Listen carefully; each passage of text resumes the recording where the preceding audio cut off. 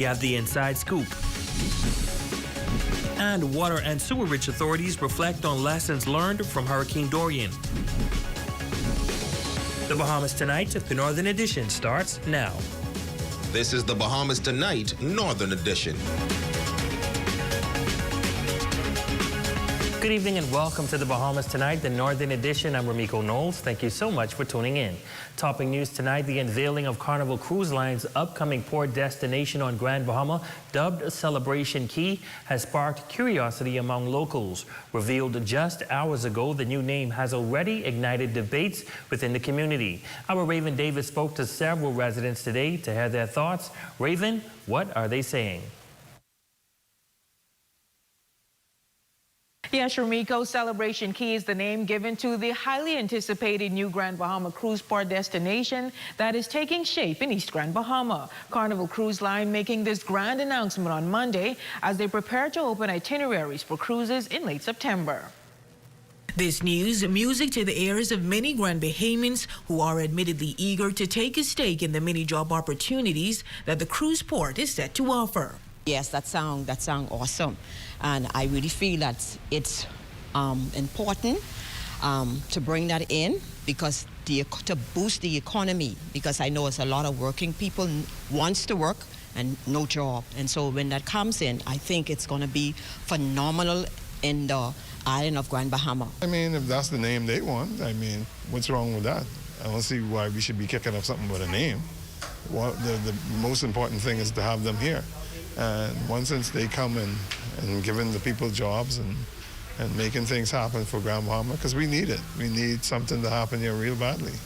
The name sounds pretty good, and I think it'll bring a lot of activity and help the economic problem that we have, the situation. It'll help to resolve that. So I feel very good about it. I think Celebration Key sounds all right. My opinion, it sounds good. According to a press statement by the cruise line, the name Celebration Key is based on the vision for the destination to be a celebration of all that Carnival and the Bahamas has to offer for a memorable vacation. But while anticipation remains high for the cruise port's completion, some residents believe the name should be more suggestive of Bahamian culture. In my view, I feel like it should be something related to the Bahamas, you know, for 50th independence celebration, something of that sort, which will bring some highlight to Grand Bahama itself. I think it could have been a little bit more appropriate related to the Bahamas name. Maybe put a key in another island or something. Now, Vice President of Destination Operations Juan Fernandez recently confirming that the project is steadily progressing and the contract for the pier design and construction has been awarded, with construction slated for late this year. You're going to see a lot of movement starting in December. We're moving internally in terms of design and getting everything ready, mobilizing, pre-ordering the equipment, but when you'll see equipment on the ground, when people will see what a lot of people consider movement, you'll see that towards December of this year. Now, the Carnival Cruise Port will reportedly be capable of welcoming 2 million guests each year. Carnival officials also saying steps are being made to highlight the best of Grand Bahama and its culture. Reporting live in studio for the Bahamas Tonight, the Northern Edition, I'm Raven Davis. Back to you, Ramiko. Thanks so much, Raven. Well, the Minister for Grand Bahama releasing a statement on the new name for the Carnival Cruise Port. The statement reads, the Ministry for Grand Bahama is delighted to join hands with Carnival Cruise Line in celebrating the unveiling of the name for its Grand Bahama Cruise Port, Celebration Key. Now, Celebration Key is a fitting name for the cruise port as Grand Bahama is positioned to become the home of events and entertainment for the Bahamas. The statement continues, as the name implies, Grand Bahama is the place to be in celebration of important occasions and for making new memories. The newly unveiled name resonates deeply with the pulse of our island as it embodies the spirit of adventure, the allure of our pristine beaches, and the vibrant culture that defines us. It holds the key to an authentically Bahamian experience with warm hospitality, breathtaking views, and an unmatched cuisine that visitors have come to love. As Carnival Cruise Line forges ahead with its plan to bring a unique Bahamian experience with an abundance of features and our amenities amenities to our shores. We will continue to collaborate to ensure that Bahamian entrepreneurs are offered, or empowered rather, to offer their world-class products and services to Carnival guests. Shared Minister for Grand Bahama, the Honorable Ginger Moxie, Member of Parliament for the Ministry of Grand Bahama, extends its sincere gratitude to Carnival Cruise Line for its continued confidence in our destination and ongoing commitment to the prosperity of our people. The statement continues that they look forward to a future filled with memorable voyages, unforgettable experiences, and a shared journey towards success. Well, in other news, nearly 4 years after the initial Western Air Terminal was ravaged by the catastrophic Hurricane Dorian, the airline opened the doors to its newest airport terminal, marking a significant milestone since 2019. Our Simone Davis visited the terminal site today to get a full view of what the airline is offering its passengers. Here's that report. After years of extensive construction and restoration efforts, the new facility at Western Air is ready to welcome its passengers once again. VP of Operations Rexy Roll describing it as an enhanced facility with advanced technology, making it a prime example of progress rising from adversity. We are profoundly grateful to be back into the terminal. It has been a long reconstruction journey. We started rebuilding this terminal back in 2021. And, you know, it's since Hurricane Dorian, I know if you lived in Grand Bahama or lived in Abaco, it feels as if you went through a once-in-a-lifetime hurricane twice, because we had the hurricane and then we had the pandemic, all resulting in significant delays, but we're here. Roll also revealed that the airline hired new staff to accommodate the amenities at the new terminal site, such as the extended departure lounge, deli and bar, and new security screening features. Here at the terminal, we wanted to really create a very cozy and comfortable experience for our passengers. I think it's something that they were accustomed to beforehand, but we wanted to do it a bit bigger and better, and so that's hopefully what I feel. Hopefully that's what they feel that we did. And so essentially we expanded the departure lounge, allowing for more space. We still have our kids corner, which we like to call our kids flight deck. We have a full service deli and bar, as well, of course, as your check-in area and your arrival lounge. So what's next on the airline's agenda? Well, at this time right now, we're just focused on settling in and getting comfortable, getting our passengers used to where we are operating from. We look forward to cleaning up the areas in front of the terminal once we're able to get the mobile facility removed. And then, of course, the next really big thing we're focused on is Freeport to Fort Lauderdale, which, of course, is our most requested route, and I understand why. And so we're working very hard towards that and look forward to that in the future. For the Bahamas Tonight, the Northern Edition, I'm Simone Davis. Well, many lessons learned as a result of Hurricane Dorian. The islands of Abaco and Grand Bahama witnessed record flooding. Tonight, Abaco's Water and Sewage Corporation's area manager, Tony Scriven, shares how they have made some upgrades to their equipment in preparation for the upcoming season. Jolanda Thompson Everest reports. The durability of equipment is a focus of the Water and Sewage Corporation in Abaco. Area Manager Tony Scriven telling our ZNS News team that as they prepare for hurricane season, the goal is to mitigate challenges such as flooding on the island. What we have done in the past since Hurricane Dorian is we've built more climate resilient projects in Abaco now to sustain flood waters in high flood zones or where we expect heavy rainfall. Our main focus has been the Marsh Harbor pumping station after Hurricane Dorian. Due to the flooding in that area, we've raised the height of our wells. We've also raised the height of our floors in our buildings to ensure that we don't have any flooding during this time. Scriven says despite some technical difficulties in the past, Water and Sewage is working remotely to ensure that they are ready for the next hurricane. When asked about some of the work done on the island, here's what he shared. In Marsh Harbor, we did solar operations for our pumping station now, so we are able to run our pumping station for 8 hours with direct sunlight if we have any loss of power for any reason. We've also installed a new backup generator for also 8 hours of operation. So in any given time, we're able to always produce and distribute water. Scriven further says that the company is also improving by attending disaster relief seminars to learn how to alleviate some of the previous challenges. He explained that despite their determination to be prepared, the priority is to lessen as much issues as possible. We have a hurricane preparedness seminar in conjunction with NEMA. It's about just preparing us for the season and making sure we have everything in place. We had issues after Dorian, and we want to ensure that we don't have those issues again. So we're just doing as best as we could to mitigate those situations. For the Bahamas Tonight, the Northern Edition, I'm Jolanda Thompson Everest. Switching gears now, the beginning of the 2023-2024 academic school term witnessing a smooth transition on the island of Grand Bahama. However, there are age-old issues that continue to challenge the educational system. This week, the Minister of Education, Technical and Vocational Training, the Honorable Glennis Hannah Martin, spoke to the importance of more educators in technical areas. Tonight, the BECAWU president weighs in on some of those issues, and they hope that can be addressed. Here again is Jolanda Thompson Everest.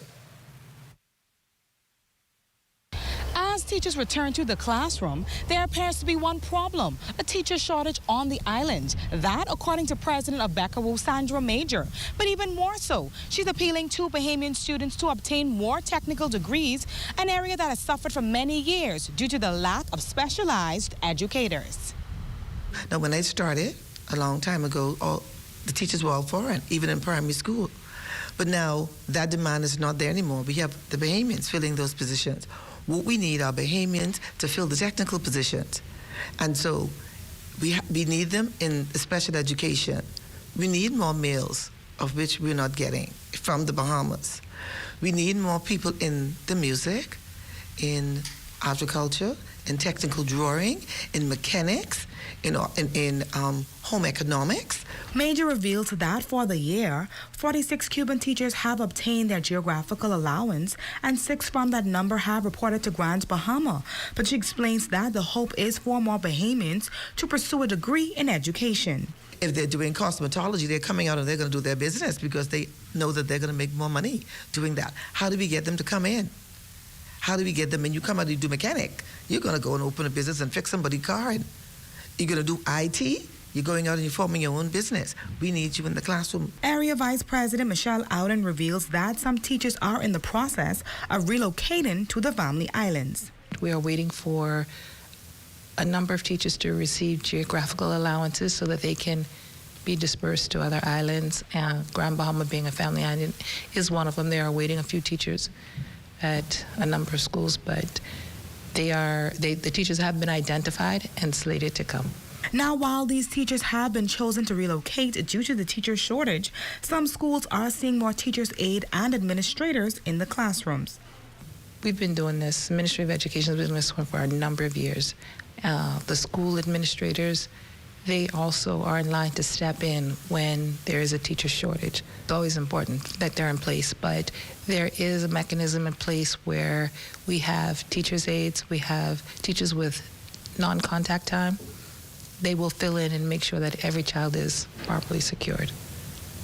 The union wants to thank the Minister of Education, Technical and Vocational Training, the Honorable Glennis Hannah Martin, for moving swiftly regarding the geographical allowances and making an improvement within the ministry. For the Bahamas Tonight, the Northern Edition, I'm Jolanda Thompson Everest.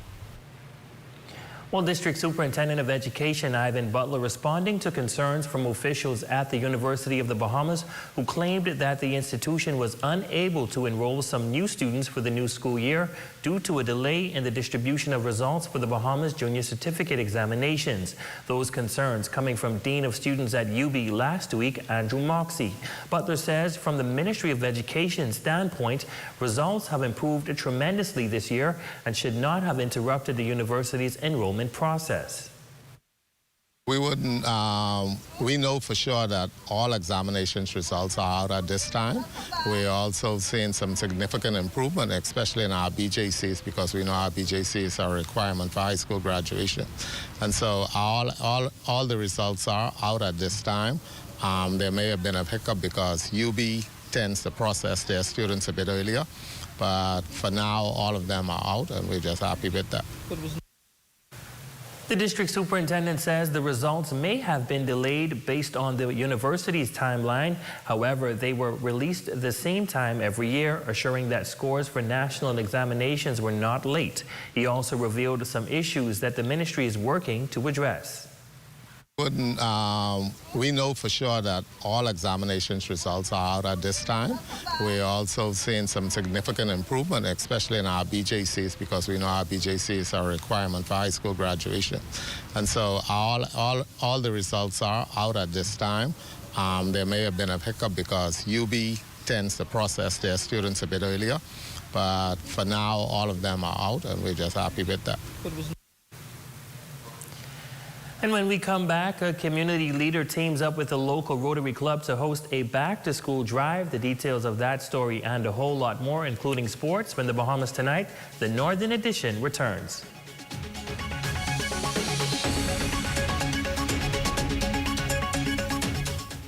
You asked for it, you've got it. A new plant nursery, fully loaded with everything you need.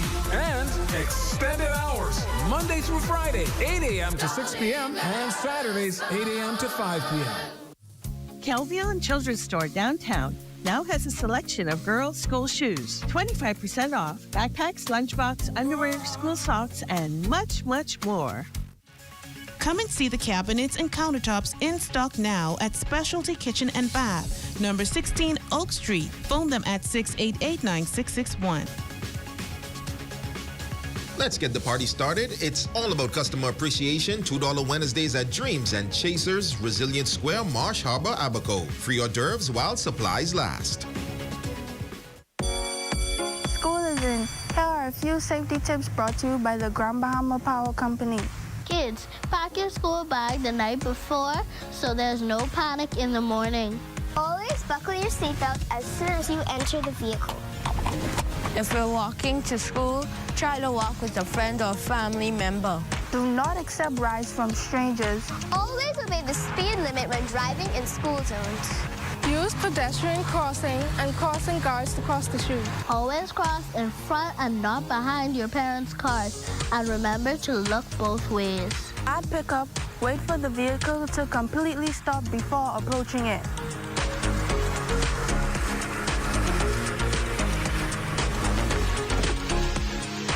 And when all else fails, be aware, be alert, and be safe this school year. 1 in 6 men under the age of 60 will get it. 1 man in the Bahamas dies from it every 2 weeks. The black diaspora has the highest incidence of it. And us too will be on the ZNS Health Zone to deal with it. Yes, prostate cancer. Don't miss this informative show on Tuesday, August 29th at 8 p.m.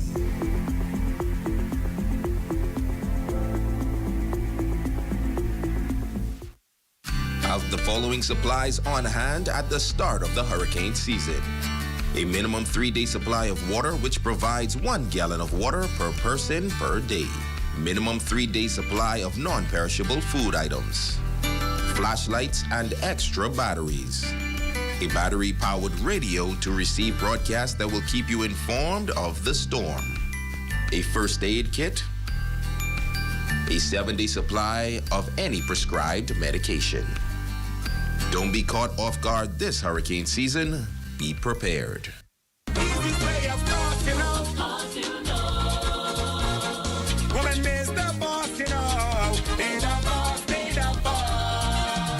King of the North is back. Power 104.5 FM. Your #1 news team covering the North.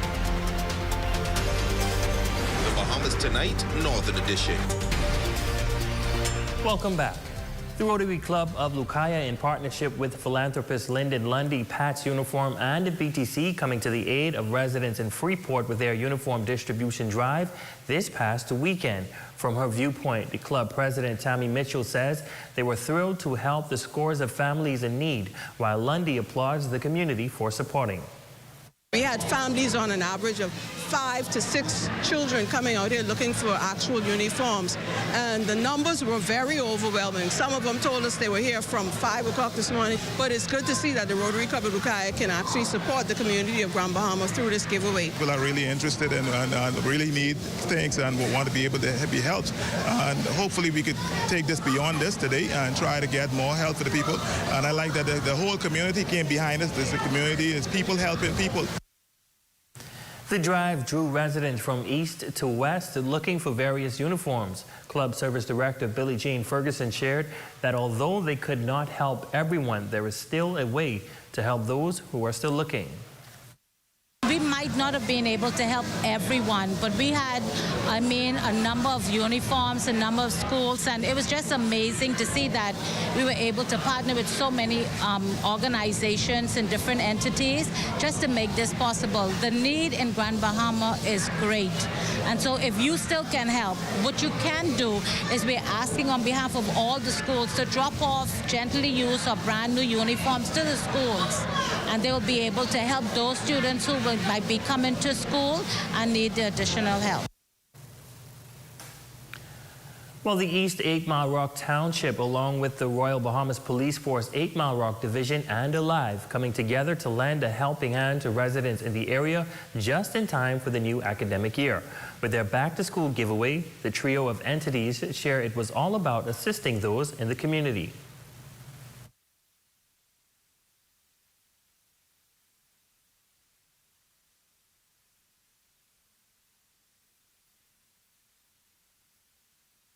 Many giveaways that you see happening on the island, there are still persons who are in need. So we thought to come together as corporate entities, as a corporate body, as concerned citizens of the community, to say to the public, to let you know that we are our brother's keeper. We were always willing to give back to the community, and we always spearheaded the hair braiding and the hair cutting initiative. Our initiative is to always give back throughout the school year. It was an important initiative for us to partner with these businesses to give back to the community of West Grand Bahama. And sharing on the timelines of the back-to-school drive was principal of Martintown Primary School, Leslie Newton, who said it did just the trick in preparing the kids for the start of the school year. The schools in the West are so happy and elated that the police has partnered with us. This is going to go a long way in the education of our children. With the haircuts and the hair braiding, that makes our children to be ready for school. Their appearance looks good. With the bags and the tools, that's going to arm them in the classroom. We hope that all students come to school, they're on time, they're nice and clean and ready to learn. Well, as the new school term rolls in, Freeport Primary seems to have a lot to celebrate. Students returning back to school and also a milestone in their existence. 35 years is a big accomplishment, and Principal Gia Walker is extremely excited for seeing another year. Today actually marks the 35th anniversary of the school. It was opened on the 29th of August, and so that's why we're celebrating today. And prior to that, there were very few, if any, schools in the Freeport area, and so this would have been the second school built in the area, and so we feel that we have to celebrate that accomplishment. Principal Walker sharing some of the activities that they have planned, and she reveals that some of them, the school alumni, will also be participating in this year's celebration. We're actually getting all of those persons, or a lot of them, on a committee together, and they've started the ball rolling with several plans to celebrate this milestone. We want to have a bingo night, and then we're going to have a walkathon, and then we want to culminate it with a banquet, possibly at the end of the year. Now, the principal shares that the academics is still key, and this new committee will ensure that students have more access to water, the playground, and that they remain safe while outdoors. In other news, the Grand Bahama Island Restaurant Fest is back for the second year. The month-long series, Culinary Festival, will highlight and celebrate Bahamian lobster season, which opened August 1st. According to Michelle Britton, office manager of the Grand Bahama Island Tourism Board, 15 restaurants will participate in this year's Restaurant Fest. Jay Philippe has more in this report. The Grand Bahama Island Restaurant Fest is back for the second year. The month-long series Culinary Festival will highlight and celebrate Bahamian lobster season, which opened August 1st. According to Michelle Britton, office manager of the Grand Bahama Island Tourism Board, 15 restaurants will participate in this year's Restaurant Fest. This year we have 15, so that's an increase, and we're looking to build momentum year over year because we really want to create another reason for guests to come to our islands, particularly the foodies. You know, we have people that are foodies that love to eat, that love to travel for that, and so we want to make sure that Grand Bahama is in that mix. Each restaurant participating will allow a fixed menu inclusive of an appetizer, entree, and dessert, along with the overall dining experience of the restaurant. We have from top scale, like here at Portobello's, right down to you could walk bare feet at Margaritaville. So we're just excited about showcasing all that the island has to offer. And we have like over 20 restaurants and eateries on Grand Bahama Island. Portobello's restaurant, located at the Grand Lucayan Hotel, is one of 15 restaurants in this year's fest. Chef de cuisine Keshley Dixon says this year's fest will allow both guests locally and internationally to experience lobster dishes that's unique to each restaurant participating. For Portobello's, we really feel good about being a part of the overall experience of the fest, and we try to be authentic and bring a more Bahamian flair. And like we know, it's all about lobster. Speaking of unique dishes, Dixon explains what she thinks separates Portobello's from other restaurants. The lobster fritters, you cannot get that nowhere else on the island. Then you have, we have a lobster crusted grouper, and we served it with sweet potato and plantain mash. So we bring in the Bahamian local products. Carmel Churchill from the Grand Bahama Island Tourism Board believes that the Restaurant Fest will allow local restaurants to be more creative and exhibit their culinary expertise, while also making it as easy as possible for visitors and residents to try something new. The Restaurant Fest ends August 31st, this Thursday. For the Bahamas Tonight, the Northern Edition, I'm Jay Philippe. Food certainly looks good, and that's a look at stories making news. A check on sports is up next with Jay Philippe.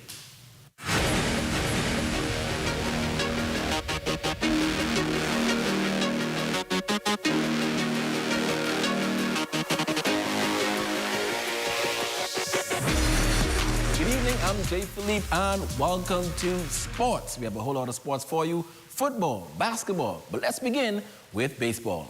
Grand Bahamian Chavez Young, playing for the Buffalo Bisons, which is an affiliate of the Pittsburgh Pirates, was placed on a 7-day injured list last week. Prior to his placement, Chavez was having an impressive year for the club in his first year after being traded earlier this year from the Toronto Blue Jays, scored 33 runs, 55 hits, 5 home runs, and 27 stolen bases with 270 at-bats. Now his teammate Tanaj Thomas, another Grand Bahamian right-handed pitcher, was activated from the temporary inactive list. So far, Thomas has a 4-2 win-loss record with a 5.02 ERA.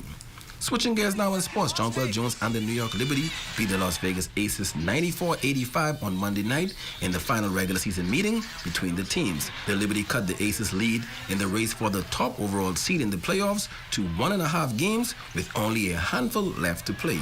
Jones finished with 4 points on 1 of 8 shooting from the field. She also grabbed 10 rebounds, added 1 steal and 1 block in just 18 minutes on the floor. The teams potentially wouldn't meet again until the WNBA Finals. They split their 4 regular season games. And finally in sports, the Indianapolis Colts are waiving wide receiver Mike Strawn, according to NFL Network Insider, ahead of Tuesday's deadline for their roster cuts. Though Strawn had a solid show in a training camp, the third-year wide receiver appeared in just 1 preseason game. He recorded 1 reception for 18 yards, but was held out of the final 2 games due to a groin injury. Strawn is still a candidate to join the practice squad, but there's also a chance he may have played his final season with the team that selected him in the 7th round of the 2021 NFL Draft. Ladies and gents, that's a quick check on sports. I'm Jay Philippe. Be blessed.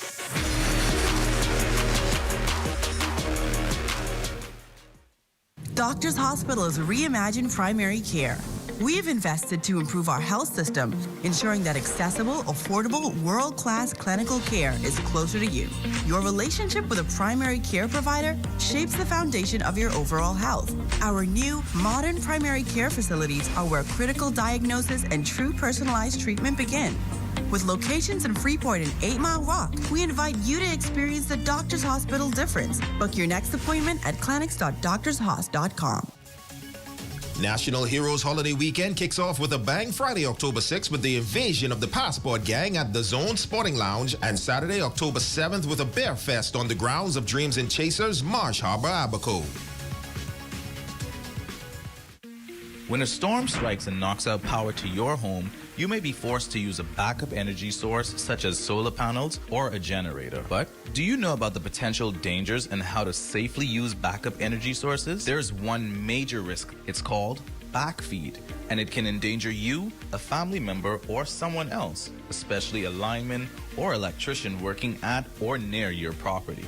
Backfeed occurs when power travels from your solar setup or generator back through the utility lines, resulting in them being unknowingly re-energized. Backfeed creates a very dangerous and potentially deadly situation for line workers and the public. To prevent backfeed, generators, whether permanent or portable, should never be plugged into a home's wiring or directly to the circuit breaker panel. The best way to avoid backfeed is by installing a transfer switch. Preventing backfeed could save a life. Hi, I'm Wes. I'd like to put some shoes on your feet. Hi, I would like to put some shoes on your feet. Hi, I want to put some shoes on your feet. I want to put some shoes on your feet. Hi, I want to put some shoes on your feet. Let us put shoes on your feet. John West Shoes is now open. Carmichael West, Nassau, behind Wendy's. We all need to save time, gas, and money. Shopping at Save More can help you do just that. Make us your first stop for all your prescription needs and medical supplies. Get all your health and beauty items at the same time. And don't miss our huge choice of snacks to satisfy your cravings. And the largest vitamin selection and over-the-counter relief products. Need diapers and other baby care items? First stop. The new section for makeovers, cosmetics, and beautiful jewelry will make you sparkle for that next special event. Save More Drugs, your more store. Your #1 news team covering the North. The Bahamas Tonight, Northern Edition. Our Facebook friend of the day is Rono Lang, and happy birthday. We thank you for your always watching, and we appreciate your support. And that concludes the Bahamas Tonight, the Northern Edition. On behalf of the entire news team here in the North, I'm Ramiko Knowles. Thank you guys so much for watching. Be sure to stay tuned. The Bahamas Tonight continues.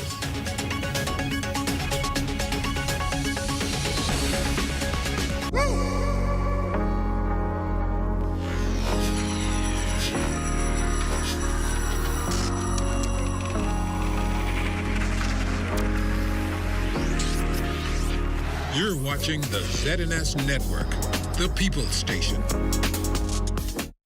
Bahamas Tonight, the national report, the wrath of Hurricane Idalia.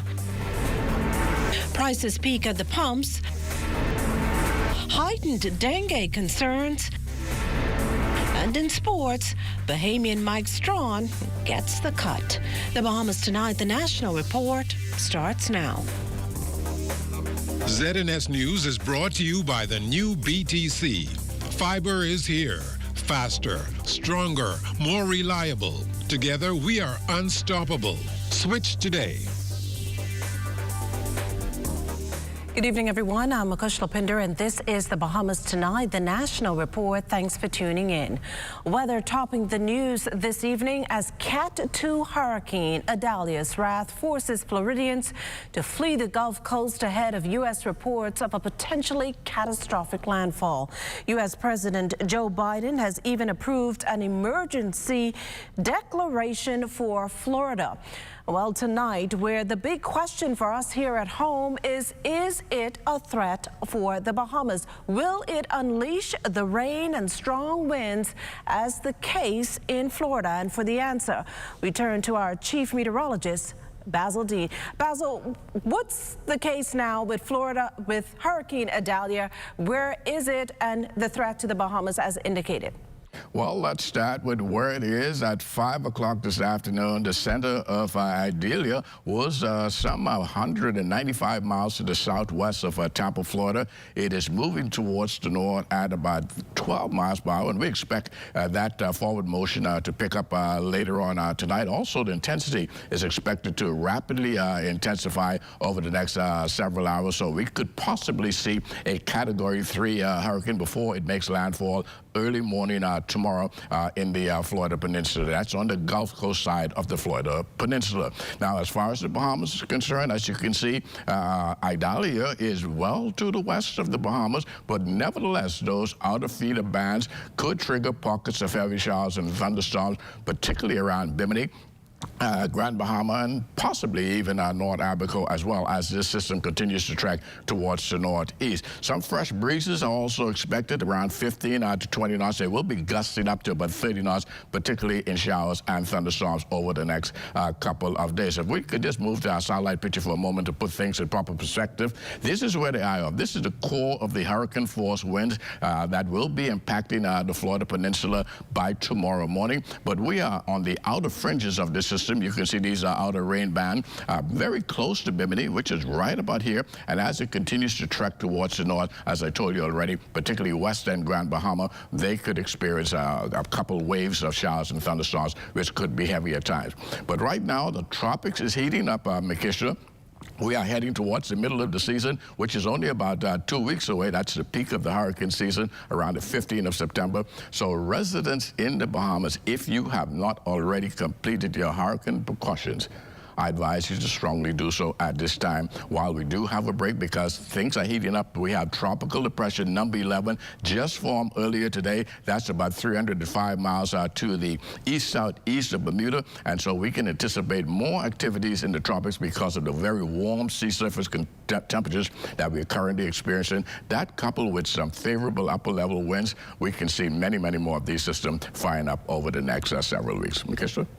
Well, thanks, Basil. That was our Basil Dean, chief meteorologist, who will join us later in the newscast with more on the weather. Well, the Ministry of Foreign Affairs, meantime, is strongly urging Bahamians abroad to take every necessary precaution in the face of Hurricane Idalia.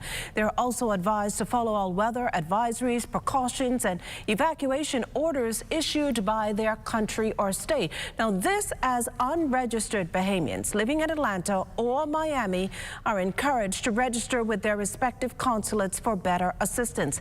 In the case, however, of distress, Bahamians anywhere in the state of Florida are encouraged to contact the Bahamas Consulate General in Miami's emergency hotline at 786-795-5826. Again, 786-795-5826.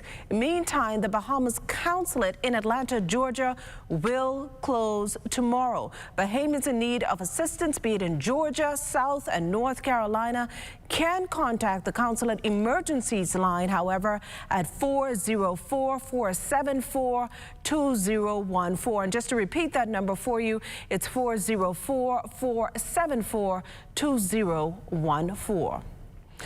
Well, tonight we may be getting closer to understanding something that had many residents here on New Providence buzzing most of the day. Their morning interrupted with U.S. Drug Enforcement choppers hovering over their homes. Here's Corvell Pye from Tonight with late details of what we've learned, what residents are saying. Early Tuesday morning, some residents reported the chopper sightings in parts of eastern New Providence. Then similar sightings in southern areas from Linden Pinling Estates to South Beach. At one point, one of the two choppers wooing onlookers and amateur videographers on the ground by landing in the middle of the Isaiah Taylor Park in Pinewood Gardens. That is the chopper in Pinewood Park early this morning. Pinewood Gardens. Unsure of what was happening, some describing it like being in a movie, others left in complete shock. On social media, residents themselves in search of answers shared accounts of what they witnessed. One user writes, "So this helicopter at 5 a.m. is our new alarm for the entire island." Another user writes, "Why is this helicopter circling Pinewood and Nassau Village?" Some comments more colorful. The uncertainty of what was going on lasted most of the day. Late this afternoon, a terse confirmation from head of the Drug Enforcement Unit, Chief Superintendent Roberto Goodman, telling ZNS News that this was an apparent joint operation between Bahamian and U.S. drug enforcement officials. Now, he tells ZNS News that no arrests were made. The circumstances that led to today's events are still unclear. Chief Superintendent Goodman says no drugs or weapons were seized. Mukushla. Well, thanks, Corbell. You're watching the Bahamas Tonight, the National Report. There's more news when we return. This portion of the news is brought to you by Folk Call Smart Pass, the smart way to pay at the pump.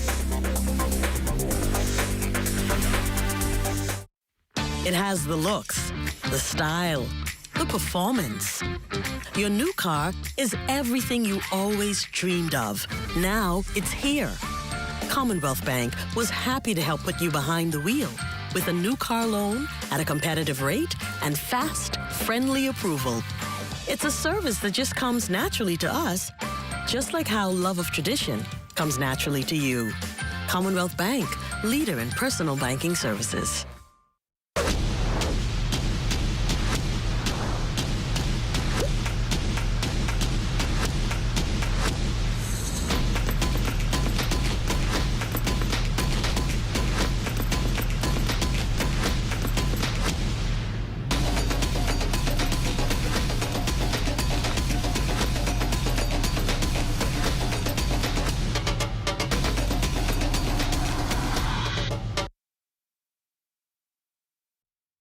Just when Leo was about to buy this useless pair of Hands underwear, he remembered that it was Tuesday. Hungry for deals? You better come satisfy it at KFC before doing something crazy. Crazy Tuesdays! 5 juicy, mouth-watering pieces of world-famous KFC chicken, handmade with a secret blend of 11 herbs and spices for only $10. Crazy Tuesdays! A finger-licking good deal. Are you dreaming of the perfect summer getaway? Apply for a debt consolidation or personal loan to win an airline ticket to Paris, Miami, or New York. Win up to $2,500 in cash and more. For details, call 356-7764 for Nassau, 602-6811 for Freeport, 823-4374 for Abaco.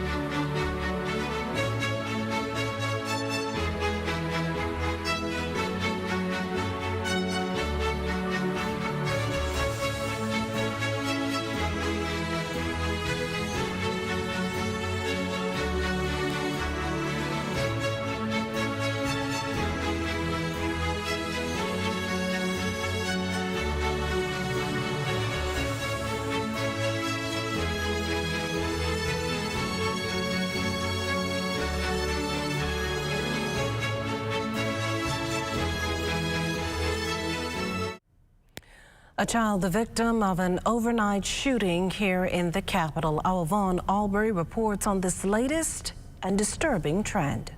In a matter of days, 2 children are shot while outside their homes. Last week, Rupert Dean Lane, and on Monday night here in Flamingo Gardens. None were the intended targets. And I heard this loud bang, bang. I thought it was thunder, because it always rains and thunder and lightning. Until my grandson come knock on my road door and tell me, Mommy says, so shooting going on next door. The bullet holes in the window and wall, evidence of violence. Police report an 8-year-old girl was with family members outside their India Drive home Monday night when she was shot by a gunman who exited a car, fired shots, and then left the scene. Their neighbor was awakened. It was terrible last night. In the front of the little children. The bullet, it was just lucky that the little 8-year-old girl, she probably just get grazed. Last week, a 4-year-old was shot while with family on Rupert Dean Lane. Candy Gibson of Families of Murdered Victims says the mindset of gunmen has changed. We have now come in a time where there are now no more codes on the street. One time ago, there were codes we lived by. If that was a child or the person's mom or aunt or granddad or dad, we don't open fire. But now we're in a time where persons just don't care no more. They will snuff the baby out at the breast if need be to get at their intended target. The streets could be mean, but thankfully in these cases, both children have non-life-threatening injuries. However, it is becoming increasingly apparent that gunmen have no regard for the lives of children in close proximity to their intended targets. For the Bahamas Tonight, I am Vaughn Albury. Well, retired prison officer Jeffrey Sherman, who allegedly shot his 60-year-old girlfriend during a domestic dispute last week, has been granted $20,000 bail with reporting conditions. The 66-year-old accused is facing 2 counts of attempted murder and 2 counts of possession of a firearm with intent to endanger the life of Bridget Ingram during a shooting incident at her Pinewood Gardens home on August 24th. Sherman was not required to enter a plea. The case was adjourned to October 31st. Meantime, 53-year-old Tyrone Strawn Jr. has been formally charged with the murder of John Roney John Charles. Strawn was allegedly involved in an argument with John Charles on August 23rd. Police say during the incident, he pulled out a knife and stabbed 41-year-old John Roney John Charles multiple times about the body. John Charles died in hospital. Strawn was not required to enter a plea to the murder charge. Bail was denied, and he was remanded to the Bahamas Department of Corrections. He returns to court on November 30th for service of a voluntary bill of indictment. We can also tell you tonight that police are probing the circumstances of a traffic fatality over in Abaco. The incident taking place just before 6 last evening. According to police, the male driver and his 4 passengers were in a blue Nissan Cube traveling west along the Ernest Dean Highway, and he reportedly lost control of the vehicle and collided into a utility pole. The driver and passengers were taken to the local clinic. However, a male rear seat passenger died. Investigations continue. Violence in Haiti, meantime, continues as hundreds of gangs there reportedly control 60% of the capital. For the latest, we turn now to our Lloyd Allen. International efforts continue in restoring order and the government to impoverished Haiti. Earlier last month, we reported the proposed Kenyan-led multinational security force to that island.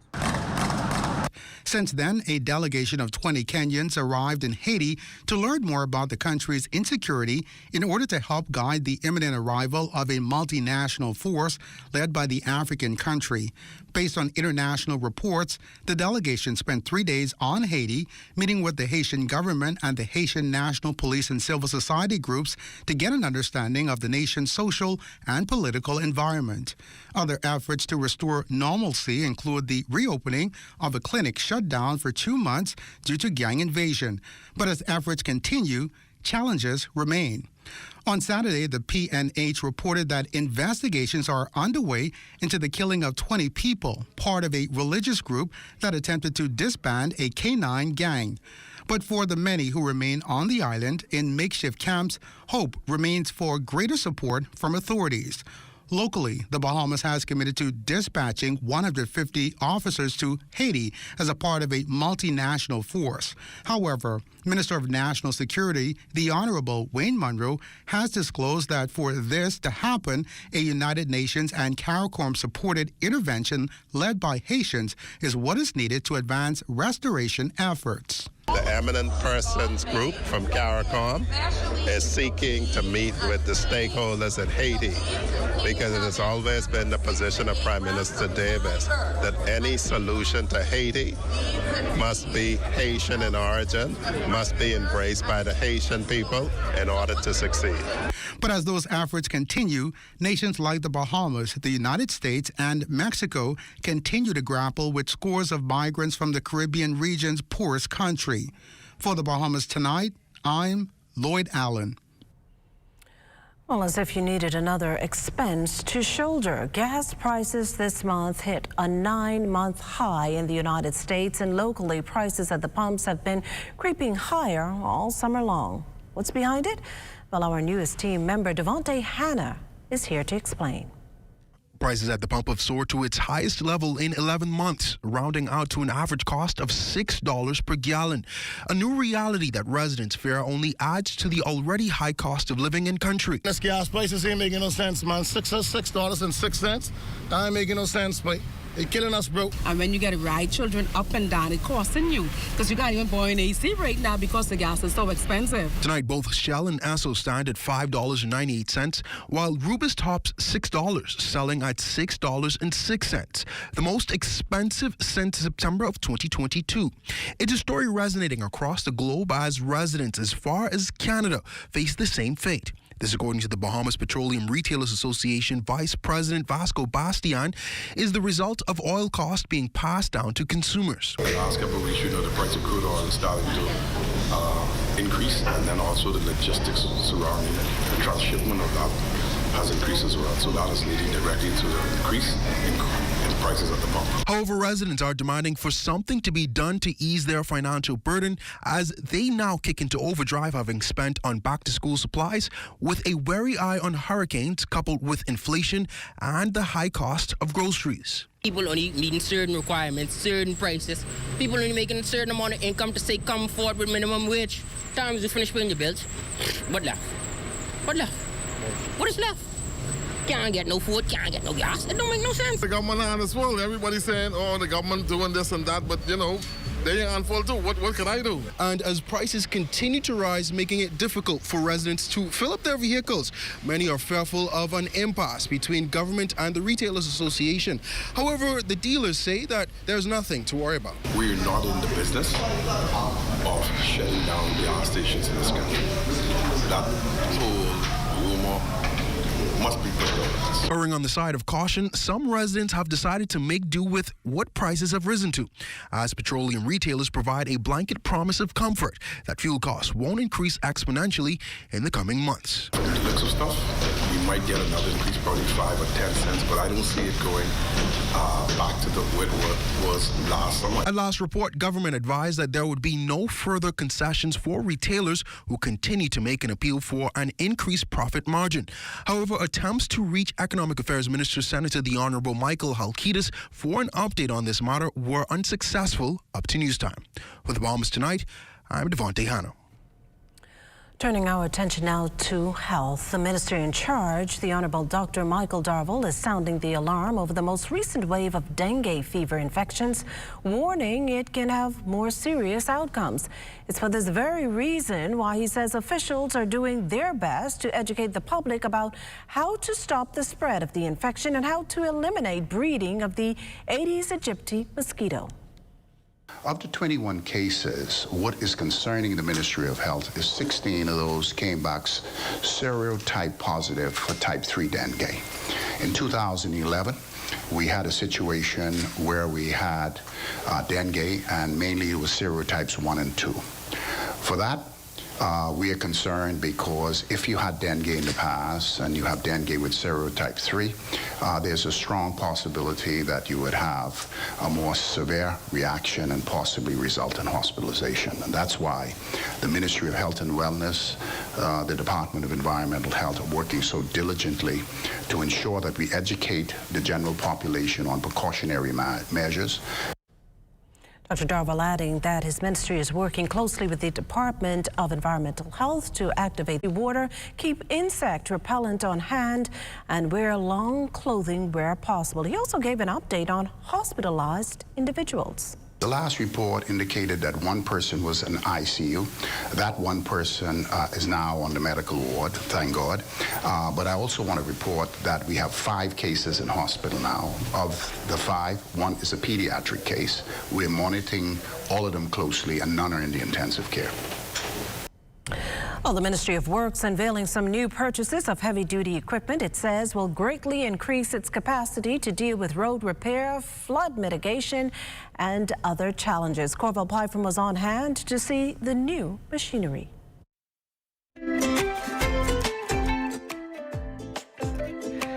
An exciting day for the Ministry of Works, even after paying a hefty amount to get here. So this is a critical turning point in terms of building the capacity of the ministry.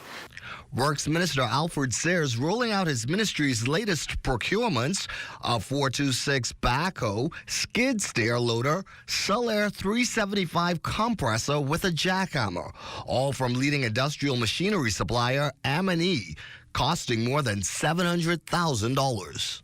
For years in its flood mitigation efforts, the Ministry of Works has had to rely heavily on private contractors. The purchasing of this heavy-duty equipment won't stop that, but what it will mean is that the ministry will now have more in its arsenal to fight these floods effectively and efficiently.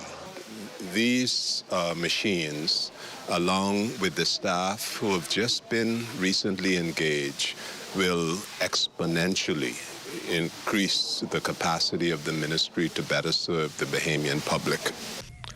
The mobile flood mitigation equipment will be made available in most vulnerable areas immediately. The ministry's senior drainage engineer citing areas like downtown Nassau, Pinewood Gardens, and the East Street corridor as top of the list. So these could easily be deployed to a family island if we have a challenge in a family island, like the situation we had in Exuma in the past, whereby we had to look around for pumps, but now we have this asset that we can actually move there quickly and bring back if we need back. Henry Moxie explains that discharging all of that flood water will be handled with the Tiger Dam system. We can now set up a makeshift dam, and we can discharge water, thereby bringing relief to those communities where the water level is actually rising in them. The equipment, along with newly engaged staff, will be deployed immediately. This is the first time in 20 years, I'm advised, that the ministry has gotten a large inventory of tools to deal with road repair, road redevelopment. For the Bahamas Tonight, I'm Corval Pyfrom. And the national report continues after this break.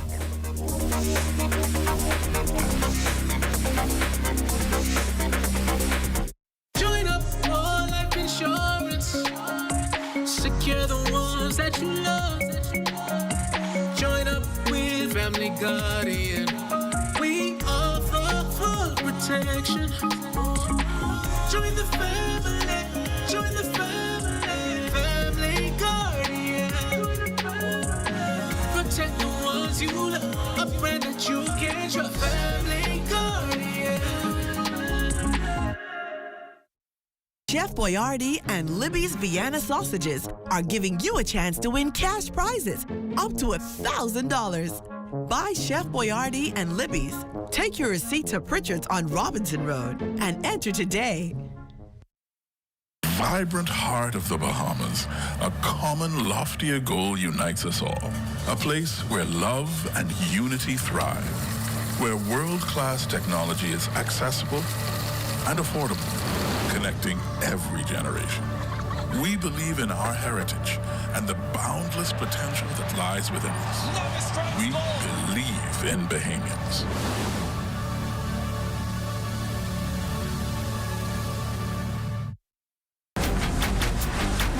Hey, it's your honorary pump attendant back again with another episode on the do's and don'ts at a service station. Let's go. What you ain't gonna do is just pull up to any dispenser and put the nozzle inside your car without reading the signs. Because if you put the wrong fuel inside your car and the car mess up, you could be mad at us, all right? And then you have to walk or catch bus for about 3 to 18 months. What you're supposed to do is read the signs. We place signs all over the dispenser to tell you which fuel is which. Because you put the wrong one in the car, say bop, and you could be mad at us. You could be, oh, what happened to my car? No, it's you who ain't read. It say diesel, diesel, one word, diesel. You got up, and you mad at us. Read, that's all you have to do.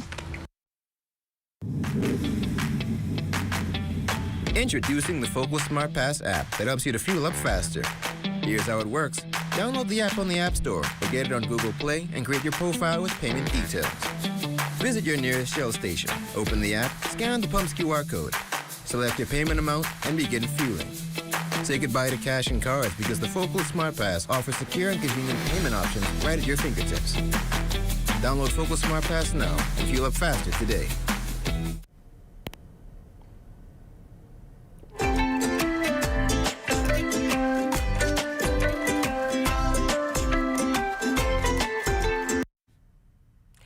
Oh, while students may have to wait a bit later on in the semester for their performance assessments, the first day of school meant an early report card for the Water and Sewage Corporation.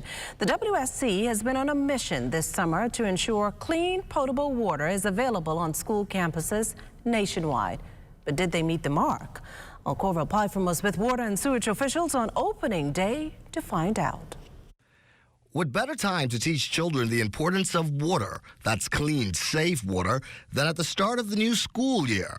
All across the country, students will enjoy the benefits of this clean water supply at drinking fountains, restrooms, and just about everywhere else. All of the schools are required to have good potable water, and we are responsible for that, so we ensure that the bathrooms and all the facilities have good pressure, and of course the quality of water is very important. And on the first day of school, water and sewage officials were at several campuses to share the magic of clean, potable water.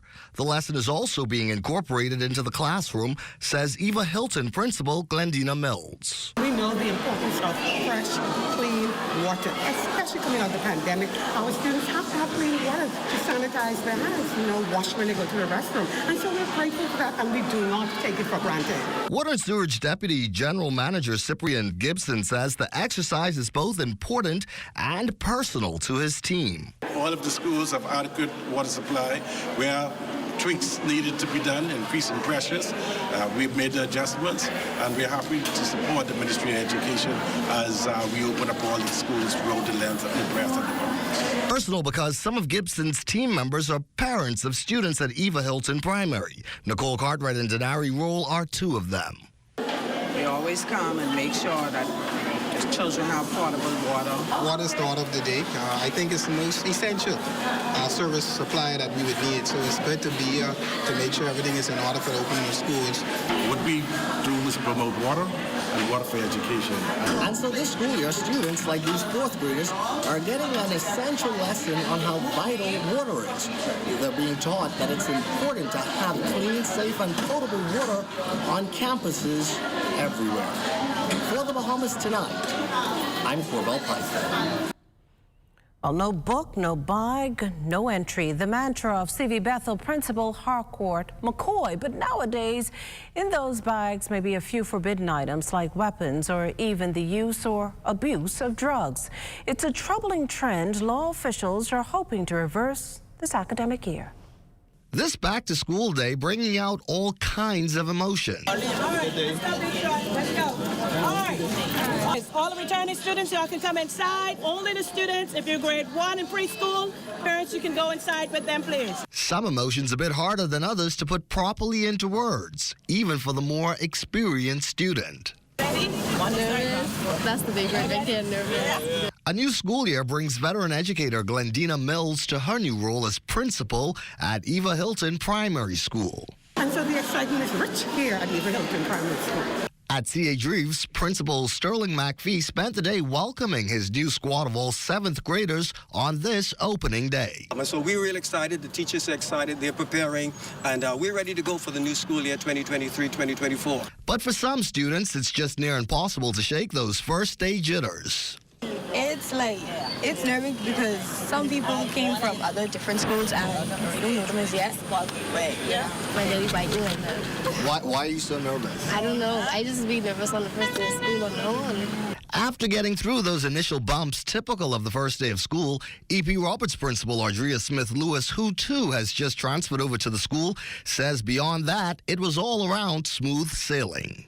Oh, the first day of school was awesome at E.P. Roberts Primary. By 9:13, we had all the children settled and in their classes. The teachers were ready, the children were excited. We had the minister come and greet some of our children this morning. We had urban renewal come and help us as well. So it was an awesome day. Very, very slow transition back to school. And this parent sums up best the feeling of the day. My daughter is ready to go back to school. As she says, she missed her teachers. What are you looking forward to most? To get do all my BJCs, pass all of them. Fingers crossed, make my mom proud. That's my focus, and do good in school and get where I want to get. So by the end of the day, nerves were fine. Everybody seemed to have jumped into a routine. The advice to parents from educational officials: schools are opened. They are ready to receive your children. So make sure they are in the classroom. For the Bahamas Tonight, I'm Corbell Pfeiffer. Well, that report there focusing on school security on the first day of school. And speaking of security, the return of police to school campuses fiercely debated, but officials say they're seeing definite results. Cleopatra Murphy has that angle. It was an increase in violent incidents on school campuses, notably the 2022 stabbing of an AF Adderley student that prompted the return of police officers on school campuses last September. This school year, another 27 officers, fresh from graduating a 5-day school resource officer training course, will be joining students on the campuses of 15 junior and senior high schools here on New Providence and a total of 29 schools nationwide. The intent was to prevent a similar tragedy like the death of 15-year-old Kem Paul. Paul was killed during an altercation at Government High School in 2021, but officer in charge of the school policing program, Chief Superintendent Chaswell Hanna, says aside from curbing violence, school resource officers are forging bonds with students.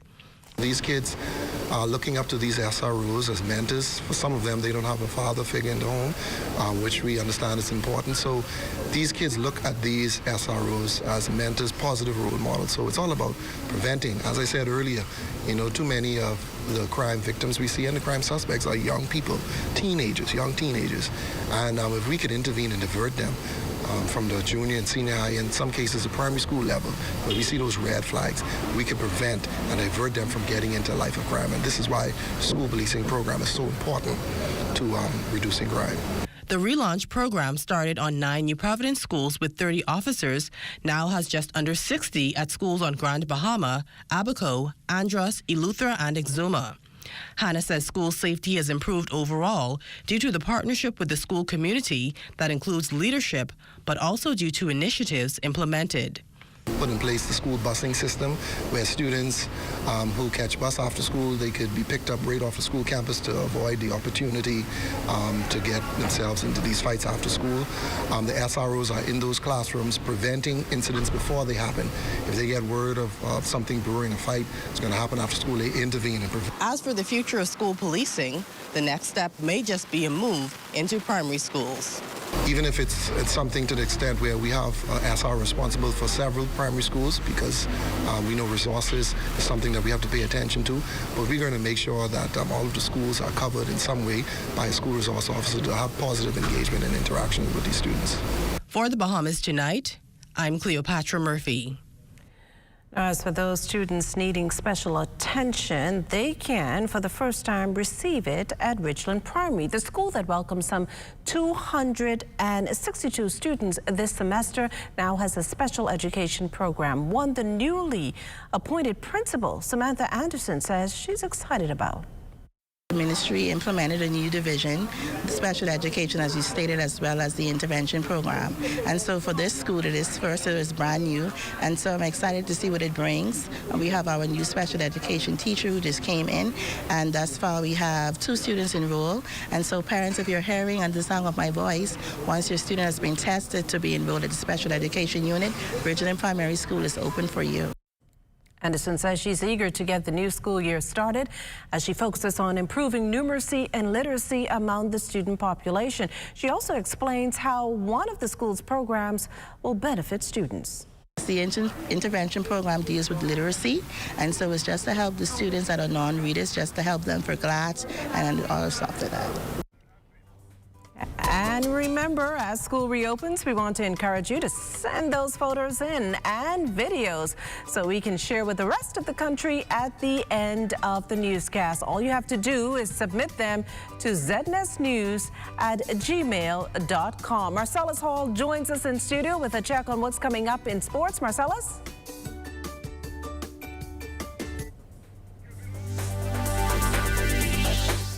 Fiber is reliable. Switch today. They are really singing the blues in Abaco, and by blues, I mean BTC Blues, with the recent opening of our new retail store with a spacious location and innovative and interactive customer shopping experience. Listen, it's been a long time coming. Everybody are excited, ecstatic, and they're in a great mood, a positive mood that will set the tone for days and years to come. When customers visit the store, they can expect to be engaged. They can expect to come into this environment with a positive mood that will set the tone for their adventure, I would call it. Because we are digital now. You touch, you feel, you play. All of our interactive things. You don't have to stand in line anymore. You can just scan your barcode, set your appointment, go about your business and run your errands, return to the store when your time and you set your own appointment. You don't have to wait in line for the cashier. You can go to the kiosk and you can pay your bill, you can top up. And so it's on your time. It's your time and you decide how you want to come into the store and do your business. The difference between the fiber and the copper is like night and day. Obviously I started out with copper and switched to the fiber, and it's a totally different experience. And I don't have any plans to change anytime soon. A new retail store for Marsh Harbor and the continued rollout of BTC's fiber network across the entire Abaco. Abaco is back, and with BTC's faster, stronger, more reliable network, it's unstoppable too. Be well and be back here next. BTC Connection. Fiber is here. Sign up today at btcbahamas.com.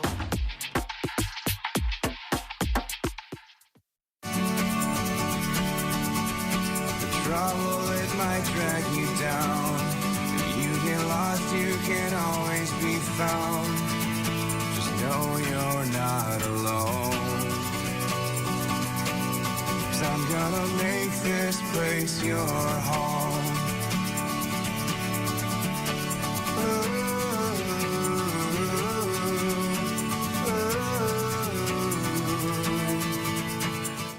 Welcome to the all-new CBS Pro Store. We'll be introducing various products such as plywood, sheetrock, metal stud, and a whole array of bulk construction products. So you can expect the same high level of service that you have been receiving at CBS Bahamas. We originally opened the store in 1980 as our retail location. Hearing from our customers that they wanted us to cater more to contractors, we decided to open the CBS Pro Store here at Robinson Road. So come by and visit us at CBS Pro Store on Robinson Road, where we can help you build beautiful.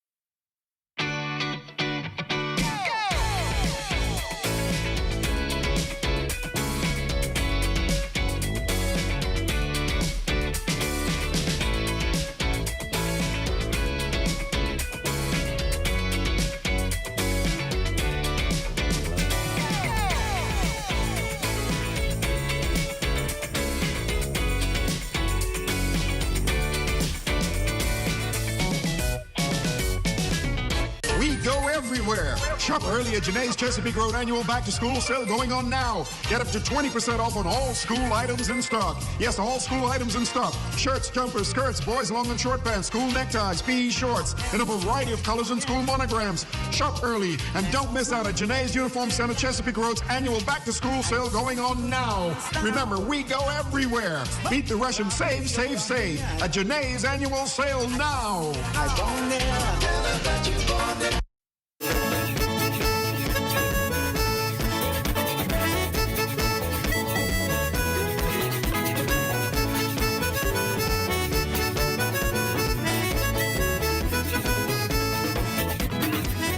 Residents here in the capital, certainly not the only ones soaking up the last bits of the Gombe Summer Festival this past Saturday.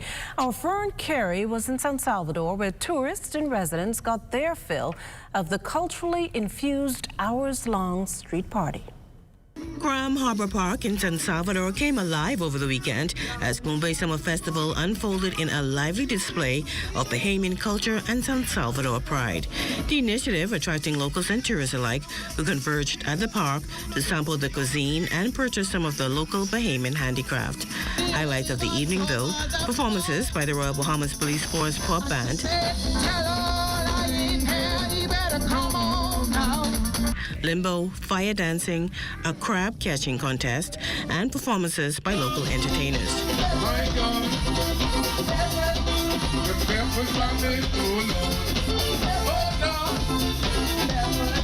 Area Member of Parliament and Minister of Finance, Prime Minister the Honourable Philip Davis, noted that the festival is part of efforts to promote San Salvador while boosting the local economy. Our vibrant Bahamian culture is the heartbeat of our nation.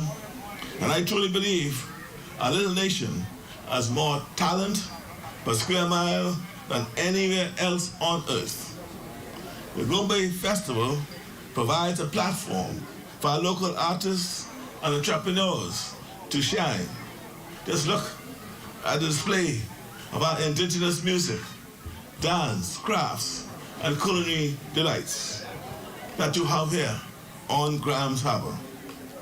Furthermore, festivals and milestones, such as our 50th anniversary, are also a wonderful opportunity to make sure our cultural heritage is passed on to our younger generations. The nation's chief also praised the Ministry of Tourism, other stakeholders and sponsors for organizing the cultural event.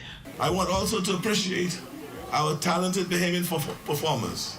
Your music brings our culture to life, and that is very high praise. To our visitors, know that as you eat, as you dance, and as you sing, you are playing a part in preserving a very special culture, boosting a local economy, and investing in a future with more inclusive opportunities. I hope you enjoy every moment. And when you leave San Salvador, I hope you do so with a smile on your face, a song in your heart, and a strong bag full of beautiful San Salvador crafts and goodies. The night of festivities ended with a Janguna rush out, topped off by a spectacular display of fireworks in the bay. For the Bahamas Tonight, I'm Fern Carey. Well, it's time now for another check, a check on Family Island weather with Chief Meteorologist Basil Dean. Good evening, Basil. Good evening, Makisha. We have partly cloudy skies, temperature at 87 degrees, the relative humidity 71%, southeast winds at 13 miles per hour, the barometric pressure 1,012.3 millibars. That's 29.87 inches. And your temperatures around the Family Islands this evening, they are brought to you by Family Guardian Insurance Company. We're protecting you. 88 degrees in Freeport, Grand Bahama, and Greenville, Key and Abaco, Marshall, Abaco at 87 degrees. The Berry Islands, 89, Allenstown, Bimini, 86. 90 degrees in Harbor Island, Rock, Sandy, Lutra, Black Point, Exuma, Kemps Bay, St. Andros, and Fresh Creek and Central Andros, all at 87 degrees. Otterstown, Cat Island, San Salvador, and Rum Key, 85 degrees, 88 in Georgetown, Exuma. 88 also in Ragged Island, Clarendon, Long Island, Crooked Island, Betsy Bay, and Ackland, Matchitani, Nagua 87, and the Turks and Caicos Islands at 85 degrees. And your boating forecast tonight is brought to you by Builders Mall, home of FYP, the Tile King, and the Paint Setter. In the northwestern parts of our country tonight through Thursday, your Wednesday going to be south to southwest at 15 to 20 knots, gusting up to 30 knots at times, wave heights 4 to 7 feet, locally higher in gusts. Now your high tide, that took place at 7:15 this evening. You can expect another high tide at 7:37 tomorrow morning. Now for the central and southeastern islands through Thursday, southeasterly winds 12 to 18 knots, wave heights 3 to 6 foot over the ocean. So we have a caution flag in place for boaters in the central and southeastern islands right into Thursday. It's going to do it for your boating forecast. It's time now for your international temperatures, and they are brought to you by Royal Star Assurance.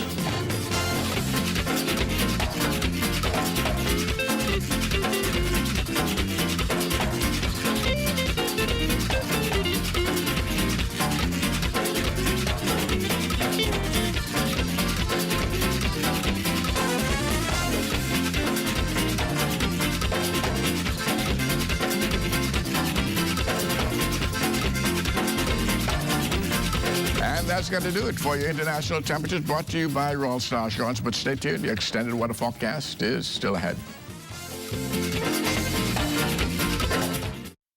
Hi everyone, when heading to Florida to shop for your essentials, book your transportation with GoGoFlorida.com. The $100 cash deposit is back now on your debit card. Accepted at Fort Lauderdale, Miami, Palm Beach, and Orlando. Now there are lots of options to choose from, but I like the Tesla X, the electric vehicle, because I don't have to worry about gassing up. Or the Jeep Compass seating 5 with lots of space for your luggage or shopping bags. For the best deals, book now at GoGoFlorida.com, BahamasAir.com, and also available at Bahamas Air Sales Office. The most important thing in life is family. And whenever you need reliable advice, you look to the people you know you can trust. At J.S. Johnson Insurance Agents and Brokers, we earn our clients' trust every day. Whether it's home, motor, travel, or commercial insurance, we've got you covered. Call 397-2100 or visit jsjohnson.com. JS Johnson Insurance. Peace of mind. With the help of our authorized financial institutions, or AFIs, using sand dollars is as easy as 1, 2, 3. Step 1. Identify your preferred AFI by browsing their websites or contacting them directly. Step 2. Download the free mobile application from Google Play or the Apple Store and then register for a sand dollar account. Step 3. Load money onto your mobile app and begin sending and receiving sand dollars or purchasing and selling goods and services. We are pleased to be your central bank approved digital wallet providers. It does not matter which of us you choose. You can pay for goods and services wherever sand dollar is accepted. We are all in this together. Visit sanddollar.bs for more information. This is ZNS Total Sports.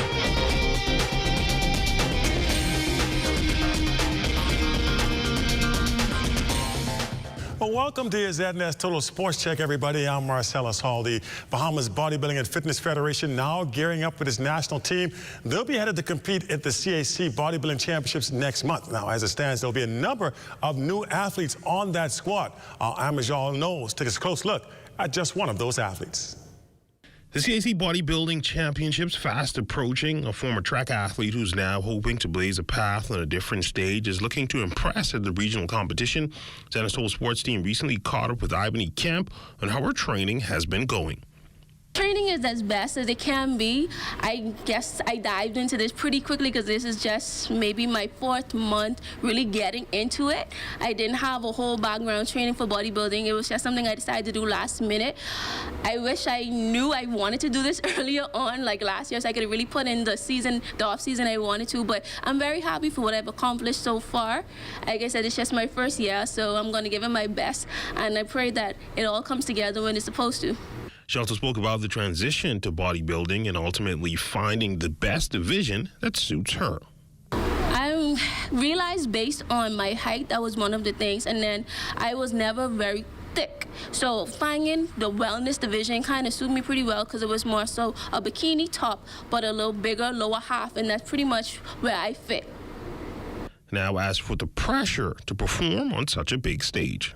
Honestly, I don't have any weight on my shoulder. I'm going to go there and have fun. At the end of the day, is what you prepare your body to do because you're coming down to the last couple of weeks, so it's all about preparation. So you can't expect it to come together on the stage if you haven't prepared in the background for it. And so I'm giving it my best shot every day. I come to training, I'm focused, my head is always in the game, get it done, knowing at the end of the day, it's going to come together when it's supposed to. When I reach on the stage, it's just pretty much a product of everything I stand by.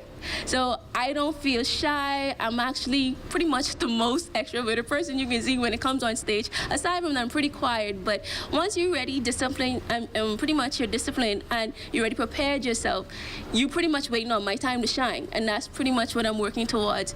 Again, the IFBB Central American and Bodybuilding Championships are set for September 21st through the 25th in Aruba. For Zenitol Sports, I'm Amajal Knowles. All right, thanks a lot, Amajal. Grand Bahama native Jonquel Jones and the New York Liberty back in action last night. Facing the top-seeded team in the West, the Las Vegas Aces. Liberty tops in the East, so this one a major showdown.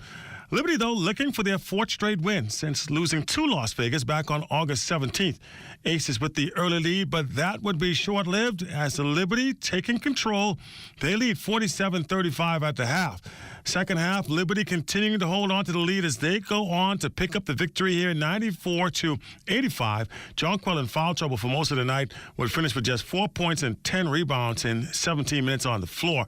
New York now 28-7 on the season, ahead of a game against Jonquel's old team, Connecticut, the Sun, on Friday. Speaking of Grand Bahama news, not so good coming out of Indianapolis as the Colts have waived Grand Bahama native right there, Bahamian wide receiver Michael Strawn, before the 4 p.m. deadline to trim rosters to 53. That means their contract is not yet terminated, but rather that they are on the waiver wire. That means he is now available to be claimed by other teams. Now, if another team claims the player, he would join that team with the same conditions of his current contract. Strawn is still a candidate to join the practice squad, but there's also a chance he may have played his final season with the team that selected him in the 7th round of the 2021 NFL Draft. In his 2 seasons, Strawn has amassed just 5 catches for 85 yards. And that's it to Check on Sports Week here this Tuesday. Don't go anywhere. We do have that look at the weather that's coming up right after this. This is ZNS Total Sports.